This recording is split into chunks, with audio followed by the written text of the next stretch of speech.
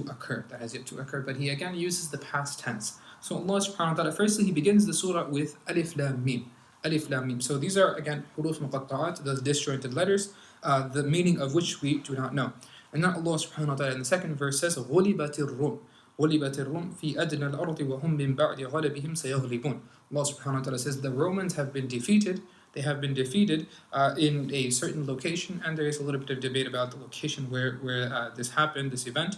And then Allah subhanahu wa ta'ala says, وَهُمْ مِنْ بَعْدِ غَلَبِهِمْ سَيَغْلِبُونَ. After this defeat that the Romans have faced, they will again be victorious. They will again be victorious. فِي بِضْعِ سِنِينَ. And Allah subhanahu wa ta'ala says, in just a matter of a few years. So what happened here? What's the history behind these verses, and who are the Romans being defeated by, and then who are they eventually defeated?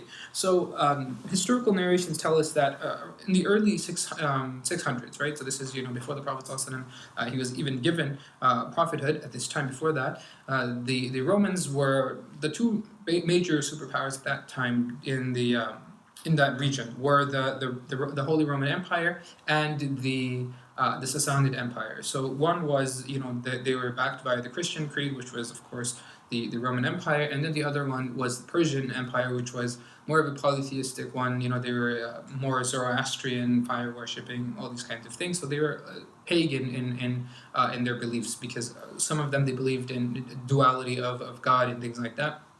But that's a different discussion. So now, if we just look at it from the outside, okay, who would the believers support in this kind of fight, and who would the mushrikeen support? So the believers obviously have something in common with the Romans, because the Romans are also Ahlul Kitab. They are people who have been given a book. They're monotheists. They believe in one God. They believe in Jesus, Isa alayhi salam. So yeah, we would like to see them victorious over polytheists, those who are committing shirk, which is a grave sin. And the mushrikeen, on the other hand, would like to see that the polytheists win. They would like to see the polytheists defeat the Romans, because they have a vested interest in seeing their religion, their faith prosper. They want to see polytheism and shirk and paganism spread, and they want to see the fall of monotheism. And they want to, and it's for them, it's good fortune to see a large superpower that is based on the monotheistic faith. They want to see that superpower fall, because for them that's kind of like a good omen, because then they can tell the believers that, look, they're so powerful, they believe in one God. What happened to them? Their God didn't help them. You think your one God is going to help you against us? So this was, the believers, the Muslims versus the mushrikeen in Mecca. It's like a micro battle that was taking place. It's on the micro scale. And then on a macro scale, was the Romans fighting against the Persians at that time. So that was, a much larger battle, and this was the much smaller battle that was happening. So at the beginning, the primary, what essentially happened, Allah subhanahu wa ta'ala says, in the early stages of that, that head collision, the Persians had become victorious. They had defeated the Romans. So when this happened, the mushrikeen were very thrilled. They were happy. They got to rub this in the Muslims' faces that, look, our side won. Okay, as in this paganism, our faith triumphed over your faith. Our polytheism, our multiple gods triumphed over your single God. And the believers kind of felt like, this is a little bit of a slap in the face, and they kind of were a little bit upset to hear this news. So Allah subhanahu wa ta'ala gives promises, and He says that don't worry. And so Allah subhanahu wa ta'ala prophesizes a future event. Essentially, He tells us a future event, and the Prophet ﷺ narrates to them that, look, the Romans have lost now. However, سَيَغْلِبُونَ. The scene here, this is for future. So سَيَغْلِبُونَ, they will surely become victorious in a short amount of time. فِي بِضْعِ سِنِينَ, in just a handful of years. The Romans will defeat the Persian Empire. And during the reign of the Emperor Heraclius, that's exactly what happened. The Romans, they conquered the Persians, and they destroyed them basically in several battles. And then as a result, the Romans actually became one of the bigger threats against the believers. But either way, neither of this, at the end of the day, it's important in that historical context of Makkah and stuff. That battle is important, and we want to see the Romans win and the Persians lose. But later, when the Muslims, alhamdulillah, become dominant, they destroy both empires as it is, and the Muslims establish their own dominance later on. So Allah subhanahu wa ta'ala begins this surah with, kind of some ayahs which are, number one, a historical, event, allude to a historical event, as well as a prophecy. And this again goes to show the validity of the Quran, that it made a claim about something that was going to happen, like a specific claim. These people have been defeated, and then they will become victorious, like a proper victory, in just a handful of years. And that's exactly what happened, that within a handful of years, the side that the Muslims, that Islam and Allah subhanahu wa ta'ala said that they will become victorious, that's exactly what eventually ended up occurring. And this was in, I believe, 7 years after this event, the first loss, they ended up winning. So, what is Surah Al-Rum about? Surah Al-Rum. So, in this surah, Allah subhanahu wa ta'ala primarily focuses on His signs. So, this is a surah that was, again, it's a Meccan surah. So, Allah subhanahu wa ta'ala tells the disbelievers to look at all of the signs around them and what Allah subhanahu wa ta'ala has made, available to them. That Allah subhanahu wa ta'ala has, His sign, the signs of His creation, of His magnificence, are found all over His creation. And it's, the signature of Allah subhanahu wa ta'ala, the artist. If you could say, the artist has a signature hidden somewhere in his artwork. Allah subhanahu wa ta'ala's signature is all over, right? He has made evident that He is the singular, one and only God. And this is, a very simple rebuttal of polytheism. If you have multiple gods and multiple deities, and let's say all of them, let's say 4 of them want to create a human being, then they're going to differ on, what kind of human being. One says he should have 4 legs, one says he should have 2 legs, one says 3 legs. What are you going to do if you have multiple gods fighting it out? They can't come to a decision. Right, so this is the simplicity of Tawheed and the absurdity of polytheism, the absurdity of shirk. And Allah subhanahu wa ta'ala, time and time again, He gives these examples. And we'll notice that one of the key features in this surah is Allah subhanahu wa ta'ala, He begins verses where He says, وَمِنْ آيَاتِهِ وَمِنْ آيَاتِهِ, and from His signs. So let's actually look at some of those verses where Allah subhanahu wa ta'ala begins the verse with that. So this, it starts, I believe, from verse 20. Verse 20, Allah subhanahu wa ta'ala says, وَمِنْ آيَاتِهِ أَنْ خَلَقَكُم مِّن تُرَابٍ ثُمَّ إِذَا أَنْتُمْ بَشَرٌ تَنْتَشِرُونَ.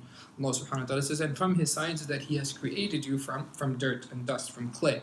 So this is, of course, referring to the creation of Adam alayhi salam, and then He says, ثُمَّ إِذَا أَنْتُمْ بَشَرٌ تَنْتَشِرُونَ, and then after that you become mankind and you are spreading all around the world. So this is, again, affirming the oneness of God, that God has created you from nothing, and today you are here as a result of His will. وَمِنْ آيَاتِهِ أَنْ خَلَقَ لَكُم مِّنْ أَنفُسِكُمْ أَزْوَاجًا. And Allah subhanahu wa ta'ala says, and from His signs there also that Allah has made pairs from amongst you. So He has made your spouses from amongst your own creation. Your spouse is not another animal. Your spouse is from your own species. لِتَسْكُنُوا إِلَيْهَا, so that you may go to your spouse. And this is, the beautiful thing, one of our teachers tell us, is that your spouse has been created for you to find peace in them. So, that's one of the primary things you should look for, is this a person who gives me peace? And is this a person I can find myself living with in comfort and in harmony? That's, it shouldn't always just be about, well, how wealthy are they? How beautiful are they? Well, they could be the most beautiful person. He can be very handsome, or she can be very beautiful, and they can be very wealthy. But if they give you a headache every time that you talk to them, then, it's not really a wise investment. So Allah subhanahu wa ta'ala says that He has created your spouse so that you can find peace and serenity with them. That is one of the primary things that we should look for. وَجَعَلَ بَيْنَكُمْ مَوَدَّةً وَرَحْمَةً, and between the two spouses, Allah subhanahu wa ta'ala has created love and mercy. And there's a lot of talk about this, and these are verses that often are read during nikah times, and the Imam will typically explain these verses then. إِنَّ فِي ذَلِكَ لَآيَاتٍ لِقَوْمٍ يَتَفَكَّرُونَ. Allah subhanahu wa ta'ala says, indeed within this there are signs for the people who think. And this is another unique factor of the Quran, another facet of the Quran, is that it constantly encourages us to think. Constantly, Allah subhanahu wa ta'ala tells us, why don't you do tafakkur? Why don't you use your intellect? Why don't you look? Why don't you do this? Why don't you do this? And if you look at the Bible, if you look at other religious kind of scriptures, you won't find that. You won't find that recurring thing where Allah subhanahu wa ta'ala will give an argument and He will say that, look, here's something, here's a sign. And then Allah subhanahu wa ta'ala will not spell everything out for you, just completely, explicitly, in detail. Okay, here's the example I gave, and here's every single reason why, and here are the similarities. He will say, here's the example, now figure it out. Why don't you use your intellect? Like, I gave you this intellect so you can use it, not so that everything can be spelled out for you. So these are some examples Allah subhanahu wa ta'ala says, لِقَوْمِ يَتَفَكَّرُونَ, for a group of people who use their intellect. So those who, they read the Quran and they don't ponder upon it, and they don't think about, why is Allah subhanahu wa ta'ala talking about spouses, and why is He talking about trees, and talking about animals, and all these things. Well, if your brain is not working, then clearly, then it's no benefit for you, because you're not actually thinking about what Allah wants you to think about. He gives an example, then He says, okay, now think about this. Ponder upon this. Don't just, read it and then jump on, Twitter or YouTube and just, watch videos and look at cat pictures and just kill your time like that. Then how are you going to actually ponder upon what Allah subhanahu wa ta'ala has made evident for you? Then he continues, subhanahu wa ta'ala, and says, وَمِنْ آيَاتِهِ خَلْقُ السَّمَاوَاتِ وَالْأَرْضِ. And from his signs, from the signs of Allah subhanahu wa ta'ala, from his oneness and his majesty and greatness, is that he has created the heavens and the earth. وَاخْتِلَافُ أَلْسِنَتِكُمْ وَأَلْوَانِكُم. And the differences in your speech and in your colors, basically our skin tones, and the fact that, mashallah, humans have thousands upon thousands of languages, and we all have different, skin tones and colors. This is a miraculous thing. It's an incredible thing. I mean, if you look at, for you and I, for most of us, it's going to be difficult for us to tell the difference between, like, zebras from far away or from, lions from far away. But when it comes to, humans, you see, 100 people, you'll be able to tell the difference between every one of those people. They'll probably speak different languages. They'll have different accents. They'll have different skin tones and colors and all kinds of different things, which is unique. This multiplicity, the multiplicity that Allah subhanahu wa ta'ala has created in the universe, this is all in allusion to, it alludes to the oneness of God. All this multiplicity, it points all to the oneness of Allah subhanahu wa ta'ala. He continues, he says, إِنَّ فِي ذَلِكَ لَآيَاتٍ لِلْعَالِمِينَ. That Allah subhanahu wa ta'ala says, indeed, again, that these are signs that Allah has created for the people of intellect, for the universes, for all of these are signs. Everything that you are saying, it's not just for, for fun and for randomness. Why is it that you are unique? What makes you special? There's a reason why you are like this. So Allah subhanahu wa ta'ala is constantly, prodding us here with these verses to tell us, okay, start thinking, use your intellect. وَمِنْ آيَاتِهِ مَنَامُكُمْ بِاللَّيْلِ وَالنَّهَارِ وَابْتِغَاؤُكُمْ مِنْ فَضْلِهِ. Allah subhanahu wa ta'ala says, and from his signs is the fact that you sleep at night, and during the day you go out and you seek from the bounties of Allah subhanahu wa ta'ala. And this is, just human nature typically. It's very strange to have people who are like night owls, they're like kind of the outliers in society. Most people, we sleep at night, and during the day we get up, we go to work. And, a lot of parents, sometimes they complain to me about their kids, he's always out late, or he, stays up very late and stuff. So this is some advice for all of us, that Allah subhanahu wa ta'ala has made nighttime for sleeping. He has made nighttime for rest. He has not made it for going out and coming back at 2, 3 a.m. Allah subhanahu wa ta'ala has given nighttime for us so that we can rest. And during the day you can go out and make use of, the time and the resources Allah subhanahu wa ta'ala has made available. And then he subhanahu wa ta'ala continues the same verse. He says, إِنَّ فِي ذَلِكَ لَآيَاتٍ لِقَوْمٍ يَسْمَعُونَ. Indeed, in these verses, or in this verse, and in this example Allah subhanahu wa ta'ala has given, there are signs for the people who listen. Okay, so there's signs for the people who listen. Again, Allah subhanahu wa ta'ala is, making us use all of these different faculties that He has made available to us, our intellect, our sight, our hearing, all of these things. Allah subhanahu wa ta'ala says, use all of them, because it's not like you're just, you can't say, well, I can't see.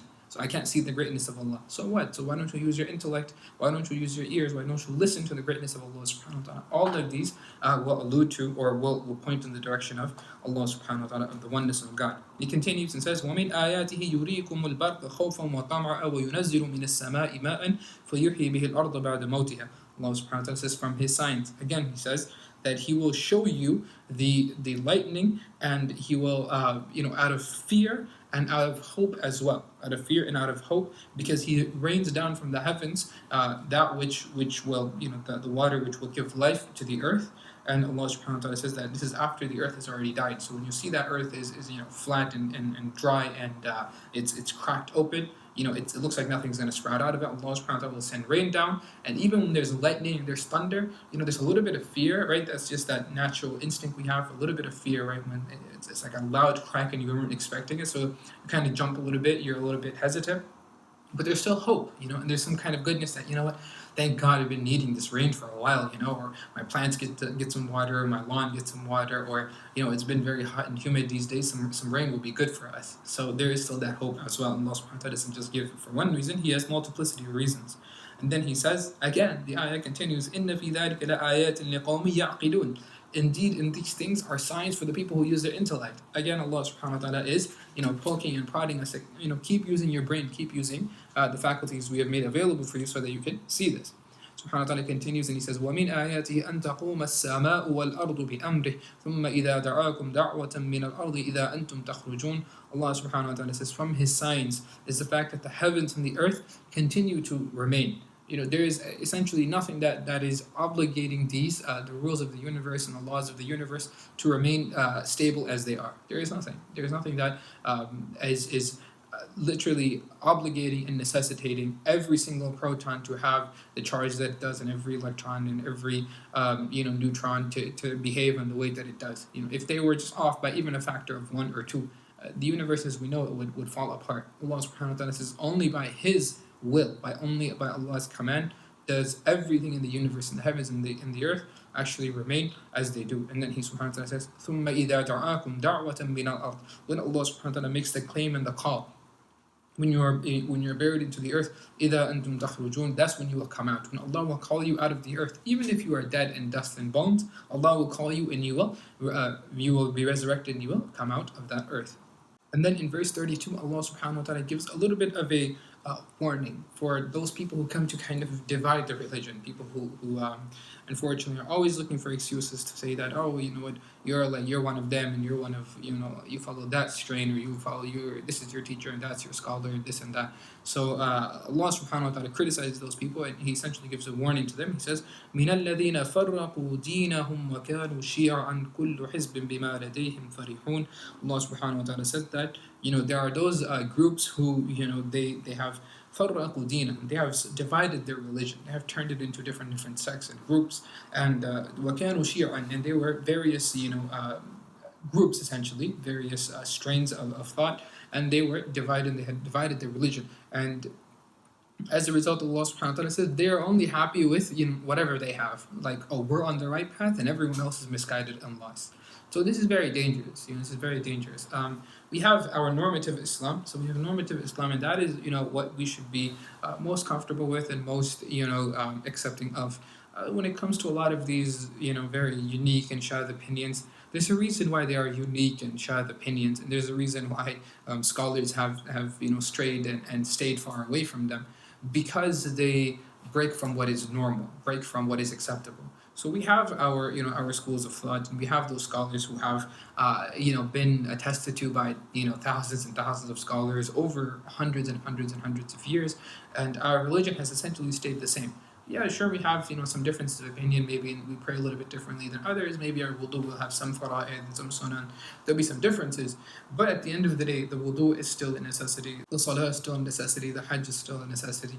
Maybe the rulings of the hajj will be a little bit different here and there. Like, oh, this is this will require dam. This might require sadaqah. This this is okay or that's not okay.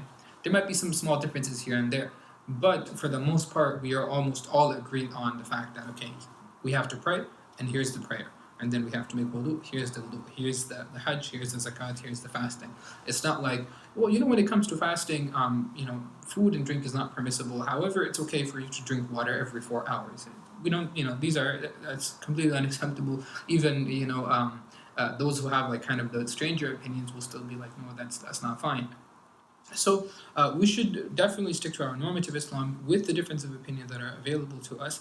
But then when people, fall into, excess, when people start saying that, oh, if you don't do exactly what I'm doing, you're a kafir, you're this, you're this, you're this, that is when it becomes a little bit, that's on dangerous ground, dangerous territory, and that's something that we should just ignore it. To be perfectly honest, it's not even worth wasting our breath on fighting those people or debating them, because if the person is saying that you're a kafir, the person says you're not even a Muslim, well then you're debating with me, I'm a non-Muslim, and then you say, okay, well, la ilaha illallah Muhammadun Rasulullah, I'm a Muslim now, so please let me go. So Allah subhanahu wa ta'ala is criticizing those people who divide their faith into sects and groups. That's not our way of doing.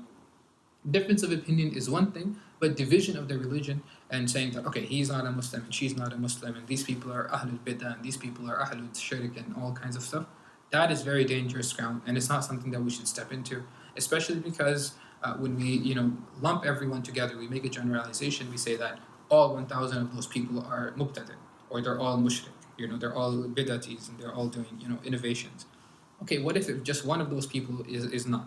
Just one person from that entire group, he's on the right, but you accused him along with everyone else. That what will happen when you stand in front of Allah subhanahu wa ta'ala with a slander that you made against that one person? Even if you are right about 999 of them, they're all mubtadi', but one person he was not, and you still called him something against his knowledge, and you still slandered that person, backbit that person, what will happen? Now Allah subhanahu wa ta'ala will definitely ask you and say that, okay, let's go. Bring your dala'il, bring your evidence. How dare you call somebody such a terrible thing? So what's the safest option? Just be quiet. That's honestly the safest option. We shouldn't even delve into these kinds of debates and arguments, and we should more so focus on ourselves and our family. That's honestly the thing. Don't we shouldn't go around and say, yeah, it's bid'ah and this and this. Leave people to their own thing, and we should try and practice Islam to the best of our ability, and we should of course seek that which is normative Islam, that which has been the standard practice for the past 1600 years, and teach and definitely take care of our family members, those who are closest to us, and leave those complex debates and things to the complex scholars. And we are for the hopefully we like to take things simply. I consider myself a very simple person, so I like to just remain out of or stay out of those kinds of things, and I would recommend that we all try to do that, just for our peace of mind in this life and in the hereafter. Honestly, it's just not worth it. It's just not worth it engaging in these kinds of fights. Now, Allah subhanahu wa ta'ala, he talks about, the quick, how quickly a person will change their states when they're going through hardship and difficulty. And we spoke about this in the previous surah as well. So verse 33, Allah subhanahu wa ta'ala says, وَإِذَا مَسَّ النَّاسَ ضُرٌّ دَعَوْا رَبَّهُمْ مُنِيبِينَ إِلَيْهِ. Allah subhanahu wa ta'ala says, when people are afflicted with a calamity, a difficulty, they quickly turn to God and they ask Him for help. They turn to Allah and they start asking Him for help. And then what happens? ثُمَّ إِذَا أَذَاقَهُم مِّنْهُ رَحْمَةً إِذَا فَرِيقٌ مِّنْهُمْ بِرَبِّهِمْ يُشْرِكُونَ. And then when Allah subhanahu wa ta'ala gives them mercy, so He says, okay, you know what? I will take away this difficulty that I have placed upon you, and I will give you, from my mercy, I will give you ease. When that happens, Allah subhanahu wa ta'ala says a group of them will commit shirk. A group of them will basically go back to the life that they were living. But that's not all of them. So if you have a group of, let's say, 100 people, then Allah subhanahu wa ta'ala places a hardship or difficulty upon them. They all turn to Allah and they start seeking His help and say, oh Allah, we didn't mean to do this and this and this. And so Allah subhanahu wa ta'ala, He will remove that difficulty from them as a result of His mercy. But you'll notice that from amongst them, maybe 70 of them will just go back to the shirk they were committing, go back to the polytheism and go back to that sin and whatever vice that they were involved in. But maybe this 30 of them will stay, and the 30 of them will be like, you know what, this difficulty was kind of a wake-up call for me, so I'm going to stick with, the fact that I prayed to Allah and He removed my difficulty shows that Allah is listening, and I need to just, I need to be on the straight and narrow. So again, these calamities and tests from Allah subhanahu wa ta'ala, they can be, we should always look for that silver lining, that perhaps Allah subhanahu wa ta'ala is turning us back towards Him rather than just punishing us for enjoyment. وَنَعُوذُ بِاللَّهِ مِنْ ذَلِكَ. And then I wanted to, this is, it's a little bit of a lengthy surah, it's about 60 verses, 60 verses. However, I felt like, we would just go over one more verse, inshallah. This is verse 41. Verse 41, and this is, very, very pertinent to us in our day and age. Allah subhanahu wa ta'ala says, ظهر الفساد في البر والبحر بما كسبت أيدي الناس ليذيقهم بعض الذي عملوا لعلهم يرجعون. Allah subhanahu wa ta'ala says that corruption has spread upon the earth and upon the land as a result of what the hands of the people have wrought. And Allah subhanahu wa ta'ala says that He has done so as a, so that they can have a taste of a little bit of that which they have done, so that perhaps they will return to Allah subhanahu wa ta'ala. Now we think about our life, right? There is, I think that's called the Great, Garbage Patch or something that's in the Pacific Ocean. It's the size of Texas, right? It's this massive patch of just plastic and metal and all kinds of, crazy things out there. The size of an entire state. That's insane, right? Who did that? Definitely the dolphins didn't do that. Definitely elephants and alligators didn't do that. We did that. This is us. Even though we don't even live on water, we have still spread our corruption to that place. We pump millions and millions of, dump millions and millions of oil into the ocean that will kill the life there for decades to come. That problem doesn't go away in the blink of an eye, right? If you're going to stain in our carpet, it doesn't go away. So imagine oil, right? What that's going to do. All this, Allah subhanahu wa ta'ala is saying that, this corruption, this harm that you are seeing, this destruction of the ozone layer, this pollution everywhere you go, this, falling destruction of the banking system and people falling into poverty and living in starvation on the streets, all this stuff. All of this, Allah subhanahu wa ta'ala says, is just a little portion of, the result of your actions. So you did a lot of actions, but Allah subhanahu wa ta'ala is only allowing a little bit of the evil of all that you did come apparent. If Allah subhanahu wa ta'ala allowed all of it to become apparent, we would be destroyed. Like we right now we are already up to our up to our necks in this pollution and corruption that we have unfortunately wrought on this world, right? Just be honest. And Allah Subhanahu wa Taala is saying that this is only a little bit. This is only a little bit. لِيُذِيقَهُمْ بَعْدَ الَّذِي عَمِلُوا. Allah only gave you a little bit of that same medicine that you are dishing out. The fact that you are, God knows what we are doing out there. He says that, all of this, all the efforts that you are doing, we're only letting you taste a little bit. And a little bit of that is making us, so upset, right? We think that, I can't go outside and I can't, and you see the videos and things like that of people in other countries, people in, Delhi and Beijing and stuff, they can't even see the sky. The sky is blue, but they can't even see it because there's such a thick layer of smog and pollution. I mean, people lose years and years of their lives just by breathing in that smoke on a daily basis. And Allah subhanahu wa ta'ala says, this is only a little bit of what your hands have wrought. All of your actions, the fact that you as a collective, you as a humankind, mankind as a collective, you have destroyed the earth so much, but Allah is saving you from your own hands, from your own, I guess, calamity that you are constructing by yourselves. If you think we are, creating a better future for ourselves, and we think we are, saving the earth, which is a kind of a silly statement. What does the earth need saving from? Let's be honest, right? The earth was in no danger, and yet now we feel that we need to save it. Yeah, we need to save it from ourselves. We need to save it from ourselves. So Allah subhanahu wa ta'ala is saying that all this stuff that you see, that this is, what does he say? Bima kasabat aydin nas, from what the hands of people themselves have wrought. You did this, and now you're saying, we have to save the earth. No, what you need to do is punish yourselves, rather than saying that I need to go and save the earth. So this is, we are so boastful in saying that we need to repair the earth and we need to fix it and remedy it, when we are the ones who did it. We are the ones who caused all the ruin and the chaos in the first place, and now we are saying that, no, actually, we have to save the earth. What we should do is punish ourselves. We should really hold ourselves accountable that how is it that we can continuously, pillage the earth and ruin its resources, kill the animals, and destroy the environment constantly on a daily basis, right? And day to day, we are just abusing and misusing what Allah Subhanahu wa Taala has made available to us. This is not the way of a believer. It's not the way of a believer, right? Because this is still fasad, right? Allah Subhanahu wa Taala, He says that لا تفسدوا في الأرض وإذا قيل لهم لا تفسدوا في الأرض قالوا إنما نحن مصلحون ألا إنهم هم المفسدون. Allah subhanahu wa ta'ala says, when it is said to those people that do not create fasad and corruption on the earth, what do they say? They say, no, we are correcting it. We are muslihun. We are the people who are fixing it. And I'm sure, we hear lots and lots of that propaganda talk on TV and on social media of, this NGO and that organization, and we are actually saving the people in Africa, and we are actually doing this, and we are doing this, we are doing that. Allah subhanahu wa ta'ala says, أَلَا إِنَّهُمْ هُمُ الْمُفْسِدُونَ. Indeed, rather, those people are mufsidun, those people are corrupted.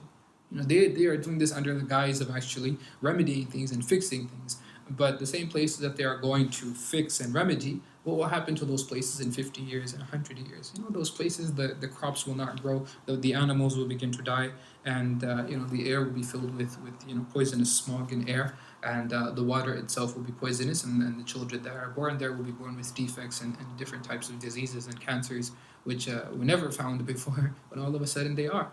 Because these same people, under the guise of Islah, under the guise of rectifying and fixing, they go and then they spread their hegemony and their corruption. Allah subhanahu wa ta'ala has given us a wake-up call, honestly, that this earth, you have been put on this earth for a reason. Not so that you can pillage it and so that you can destroy it, but so that you can make the most of it. You can enjoy yourself here, definitely, but remember that you will have to answer to Allah subhanahu wa ta'ala, definitely.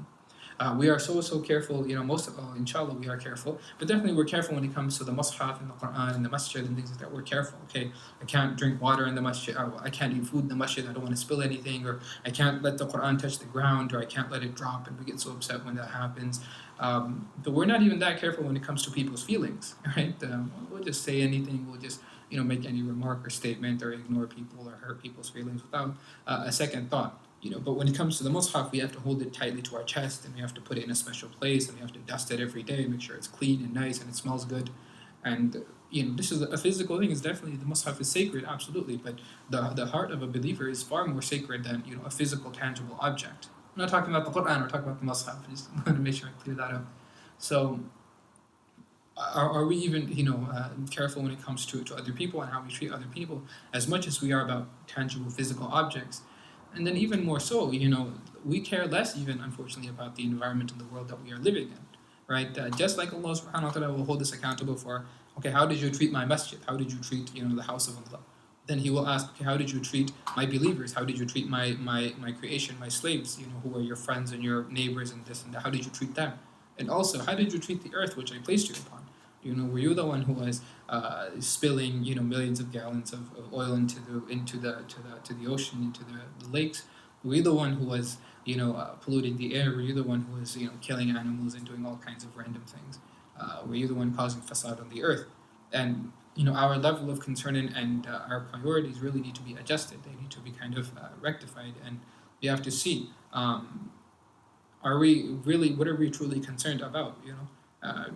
Our concern should be about those things which today maybe they might not have a voice, and today maybe they might not be able to speak up and do something, or we might not see the consequences of our actions right in front of us. But a time will come when they will have a voice and they will speak up. And on the day of judgment, people will they address their hands, they will address different parts of their body. They will say that why are you testifying against me? Why are you speaking up against me? Why are you throwing me into the fire? You are part of me. And then they will say that أنطقني الذي أنطق كل شيء. That أنطقني الذي أنطق كل شيء. Allah subhanahu wa ta'ala is these parts of the body and these other things that Allah subhanahu wa ta'ala will give speech. They will say, the one who has given everything else speech, who has given you the ability to speak, he is the one who gave me the ability to speak today. Before I did not have the ability to speak up and to say anything. But now I have the chance to testify against you for that life that you lived.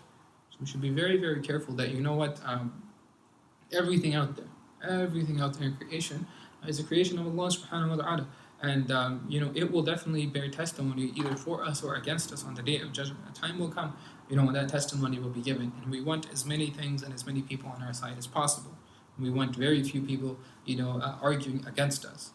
And I'll end with just one brief little hadith is that the whenever you go anywhere, if you're on a journey, if you're traveling, you should definitely make adhan. You definitely make adhan, because when you make adhan, the whatever hears you, and this is all of the animals and all of the trees and the pebbles and everything that is around you, whatever can hear you as far as your voice reaches, they will give testimony for you on the day of judgment.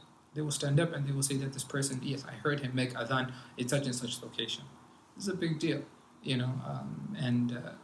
again, one more final hadith is that, when the person is lowered into the earth, if it's a person who was a good person, they lived a good life, then the earth will say that, his grave will speak up and say that you are the most beloved person to me that was walking on the face of this earth. And today you have finally entered into me. I was looking forward to seeing you. Finally, you are here. Let me take care of you as a gracious host should and will. And then, there will be that person who lived a life of corruption and vice and evil. And when they are lowered into their grave, then the earth will say that you are the most hated of people amongst who walked on top of me on this earth. I hated you, and I will look forward to the day when I will get a chance to really punish you for the crimes that you have been committing. So finally, you are here, and now let me take you to task for, what you did when you had the power, and now you don't have power. Now you're helpless.